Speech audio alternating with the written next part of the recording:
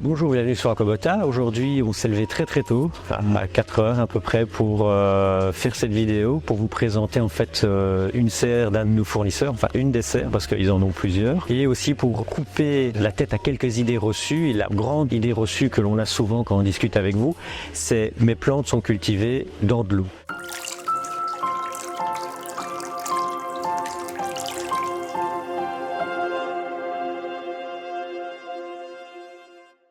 Comme vous pouvez le constater ici, vous allez vite remarquer que vos plantes, en fait, elles se poussent dans un milieu saturé en humidité et non dans un aquarium comme on pourrait le croire. Elles poussent vraiment dans un environnement avec une humidité certaine, mais en aucun cas en eau. D'ailleurs, la deuxième idée reçue qu'on pourrait avoir, c'est de croire qu'on fait pousser les plantes dans des pots. Vous avez remarqué que ces plantes, elles poussent sur des grandes tables et en fait, on va venir couper, faire ce qu'on appelle du cutting et venir retirer les tiges. Et après, on va les mettre en pot et faire en sorte qu'elles aient un grand système racinaire qui se développe. Ça prend quelques semaines en fonction des variétés, mais ce sont des tables comme ça d'hygroculture qui sont utilisées pour vos plantes. L'avantage que l'on a quand on va en visite fournisseur, on est capable de vous montrer ce que c'est qu'un pied mère. C'est souvent l'une des questions qu'on nous pose, c'est comment sont vos pieds mères en telle plante et telle plante. Voilà, un pied mère, quand vous achetez un pied mère de crypto par exemple, voilà la taille à laquelle vous allez recevoir. Là par exemple c'est une Baleantza, on peut très bien vous proposer, là ici c'est une Wendy Tropica ou alors une Lucène par exemple. On peut aussi vous en proposer d'autres, il y en a en quantité industrielle, de la Neuville. Voici des pots de Tropica par exemple, Wendy Tropica. Vous voyez, on a des pots bien touffus avec un beau système racinaire. C'est d'ailleurs le moment d'en acheter si vous en voulez. Une Lucène par exemple. Comme vous pouvez voir, vous avez vraiment 3 beaux embranchements dans vos pots.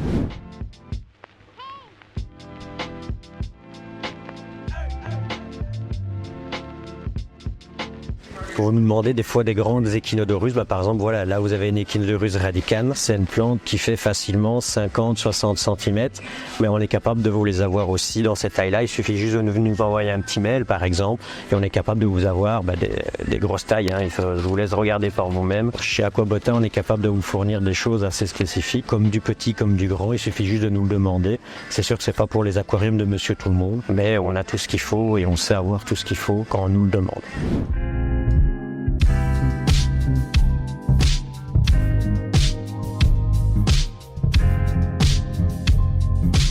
Alors depuis cette année, on a pris la décision avec ce fournisseur de travailler des variétés spécifiques pour nous. Par exemple, comme vous pouvez le voir ici, on a demandé une Rotala Blood, donc ça a été mis en production spécialement pour nous. Et comme vous pouvez voir, on a quelques pots, même plus que quelques pots, c'est de Rotala Blood. On en a une belle quantité. Tout ça, en fait, c'est prévu pour Aquabota et on est très content de pouvoir vous proposer des éditions un peu plus spéciales. Vous allez voir que ce genre de plantes, par exemple, vous allez en avoir de plus en plus sur notre site car on veut vous proposer des éditions spéciales assez couramment et surtout dans le temps avec des souches qui ne sont pas importées, qui sont cultivées en Europe et saines. C'est vraiment important de le signaler.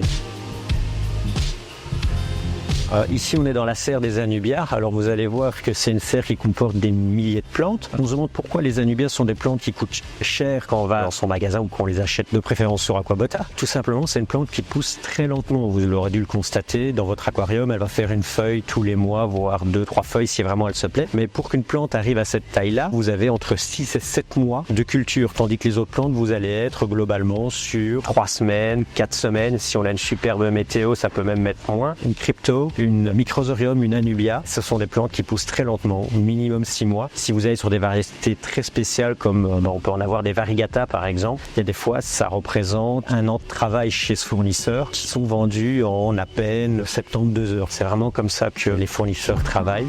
Il faut aussi expliquer une chose, c'est que les plantes, elles ont un cycle de vie. Quand nous on vous les livre, elles sont bien vertes, elles sont comme ça, mais il faut savoir qu'à un moment, votre plante, elle va passer par une phase un petit peu moins jolie et elle va avoir 1 ou 2 feuilles qui seront un peu moins jolies et c'est intégralement normal. Bon après nous on va pas vous la vendre avec quelques feuilles mortes parce que ça n'a pas d'intérêt, mais ça fait aussi partie du cycle d'une plante. On a souvent tendance à l'oublier qu'à un moment une plante peut être un peu moins jolie et après elle va revenir et elle va se métamorphoser. Tout à l'heure, je vous ai dit qu'on savait avoir des super pieds mères. Voilà par exemple une idée de pied mère que vous pouvez avoir. On a aussi d'autres formes d'échinodorus. Donc là, on a de la Red Flamme. On a ici par exemple des pots de pied mère en Yellowstone qui sont magnifiques.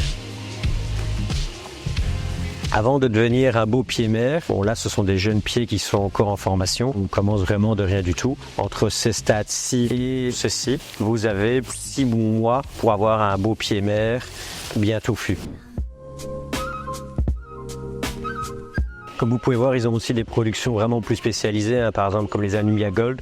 Là, comme vous pouvez voir, une table comme ici, vous avez à peu près peut-être 1000 Anubia sur cette table d'Anubia Gold. Un peu plus loin, on va retrouver les Anubia Pinto qu'on nous demande encore assez couramment en grosse quantité.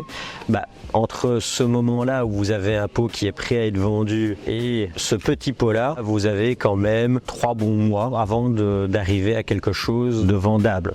Ça, évidemment, c'est beaucoup trop petit pour être vendu. Mais donc voilà, vous voyez, des tables pareilles, là, avant de pouvoir arriver à avoir des volumes, il faut quand même 6-7 mois pour pouvoir le faire. Donc c'est un savoir-faire, c'est un contrôle d'humidité, de lumière, d'hygrométrie aussi. Donc c'est un savoir-faire qu'il ne faut pas négliger. Et c'est pour ça que des fois, vous avez des temps d'attente entre 2 moments où vous les mettez en vente. Exemple, les Anubia Battery Variegata, on n'en a pas eu pendant 1 an, en partie parce que il fallait du temps pour avoir des volumes et des quantités.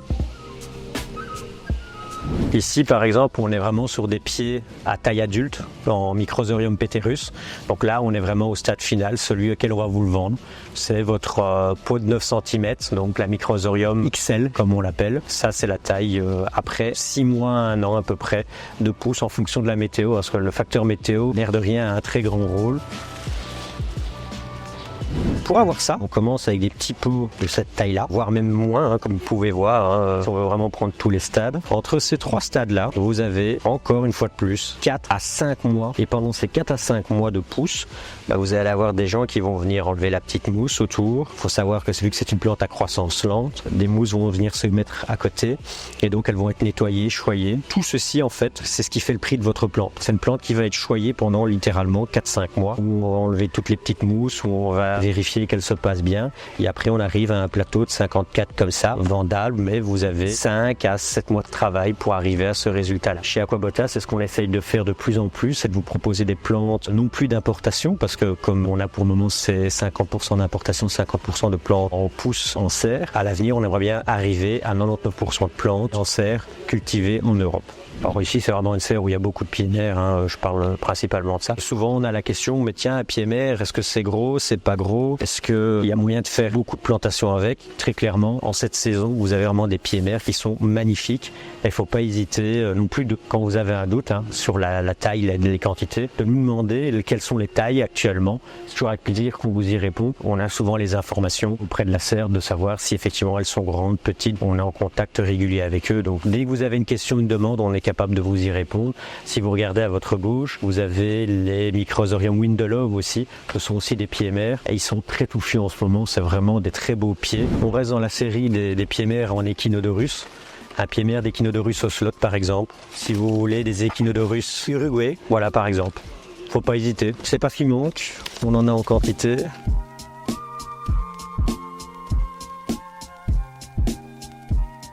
Ici, on est maintenant dans une autre serre. En fait, c'est une serre qui est destinée principalement aux cryptocorines.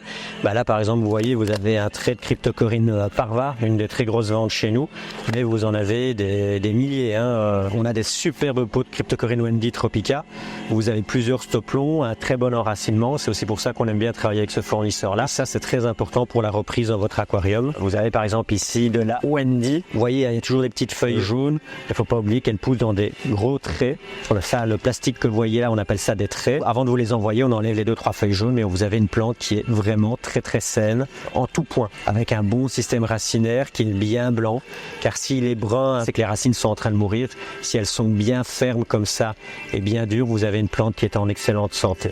La plante que j'ai dans les mains, en fait, c'est une plante qui se vend fortement bien parce qu'elle a une couleur magnifique et elle est rouge pétante.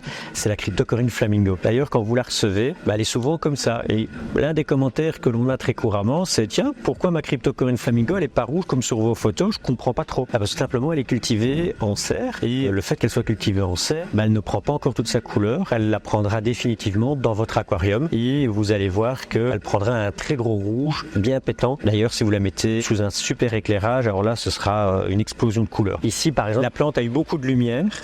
et donc elle commence déjà à prendre sa couleur rouge sur les côtés. C'est bien la preuve que ce sont des flamingos. Voilà, là elle est vraiment exposée à la lumière. Vous voyez qu'elle commence déjà à prendre une très belle couleur rouge. Vous aurez encore un rouge 2 fois, 3 fois plus intense dans votre aquarium avec un bon éclairage.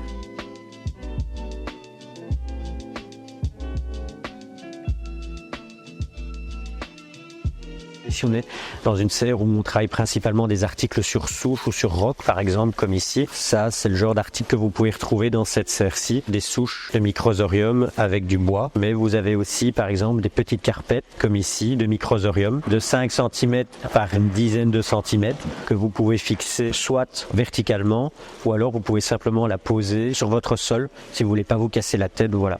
Ça, c'est le genre d'article qu'on va retrouver ici. Et vous voyez que les racines sont déjà bien incorporées dans votre souche, quoi. Donc vous n'avez vraiment rien à faire, vous prenez l'article, vous le posez dans votre aquarium et merci, au revoir. La décoration est faite. Donc voici les deux tailles. Hop, ça c'est une microsorium sur roche.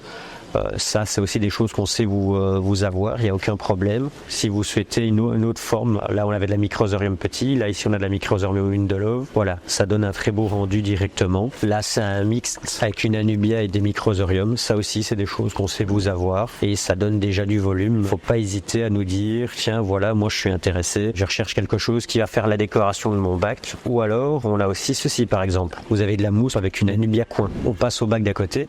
Ici on est sur de la microsorium Génome. Alors qu'est-ce qui change avec une microsorium normale? Ici on est sur une microsorium qui est vraiment comme un peu une peau de crocodile.